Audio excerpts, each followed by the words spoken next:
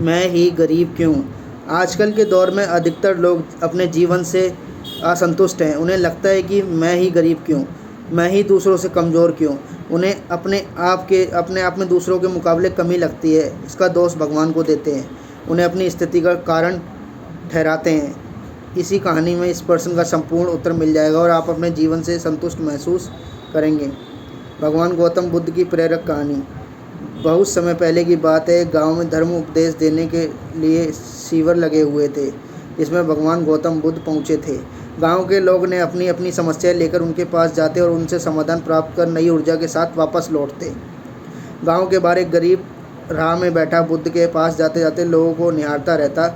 उसने क्या देखा, दुखी चेहरा लिए भारी कदमों से लोग भगवान बुद्ध के शिविर में जाते और नई ऊर्जा के साथ चेहरे पर खुशी के आनंद लेके वापस लौटते।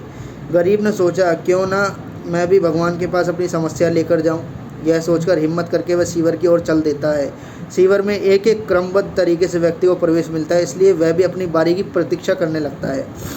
जो कुछ उसने रास्ते में देखा, अब यहाँ उसे साक्षात देखने को मिल रहा है। लोग एक एक कर अपनी समस्याएं बता रहे थे। भगवान गौतम बुद्ध चुपचाप शांति से सबकी समस्या सुनते और जवाब देते। उसकी भी बारी आई। उसने गौतम बुद्ध को प्रणाम किया और बोला, भगवान मैं गरीब ही क्यों। भगवान गौतम बुद्ध मुस्कुराए और बोले, तुमने कभी किसी को दिया नहीं इसलिए गरीब हो। इस पर वह आश्रय से भगवान गौतम बुद्ध का मुंह ताकने लगा और बोला, भगवान मेरे पास कुछ देने के लिए है ही नहीं, बड़ी मुश्किल से गुजारा हो पाता है और कभी कभी तो भूखे भी सोना पड़ता है, इतना गरीब हूँ। भगवान गौतम बुद्ध शांत स्वभाव से बोले, तुम्हारे पास एक चेहरा है, किसी को भी मुस्कुराहट दे सकते हो। तुम्हारे पास एक मुंह है, किसी को भी प्रशंसा भरे कुछ शब्द दे सकते हो। जो हाथ तुम्हारे पास है, किसी की मदद कर सकते हो। दरअसल जिसके पास ये तीनों चीज़ें हैं, भला वह कैसे गरीब हो सकता है।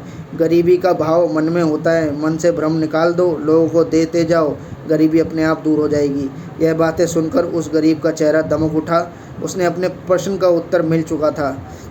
अब उसके मन से गरीबी का भाव दूर हो गया। इस शिक्षा को जीवन में उतार कर कुछ ही दिनों में उसका जीवन खुशियों से भर गया।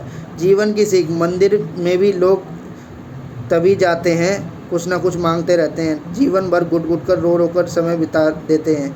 वही ईश्वर की कृपाओं को कभी समझे ही नहीं, जीवन के महत्वता को कभी नहीं जाना ही नहीं।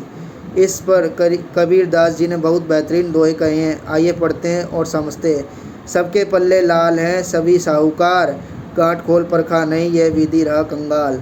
यानी सभी के पास ज्ञान है, जो कि ईश्वर की अनमोल देन है, जिसे हम कभी जानने समझाने की कोशिश नहीं की, इसलिए हम सुख का आनंद नहीं ले पाते। मित्रों, मनुष्य का जीवन एक अनमोल अवसर है और विधाता की असीम अनुकंपा से तोहफा है। हमारा सर्वप्रथम यह कर्तव्य है कि हम उसे परम परमेश्वर की इनायतों को समझें, ईश्वर की कृपा को जानने की कोशिश करें और इसका सबसे आसान तरीका खुद को समझना। हमारा अस्तित्व क्या है, हमारा लक्ष्य क्या है, हमारा कर्म क्या है, अच्छे कार्य आदि।